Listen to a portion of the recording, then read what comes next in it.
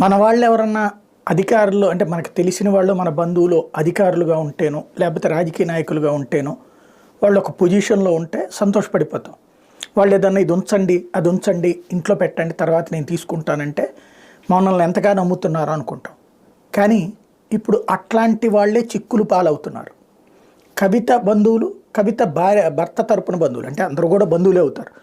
వాళ్ళందరిళ్లలో ED సోదాలు ఏకంగా 10 ప్రదేశాలలో ఉరికినే వేగ్గా వాళ్ళ బంధువులు ఇల్లు వీళ్ళకి ఎవరు తెలుస్తుంది, అడ్రస్ ఎట్లా తెలుస్తుంది.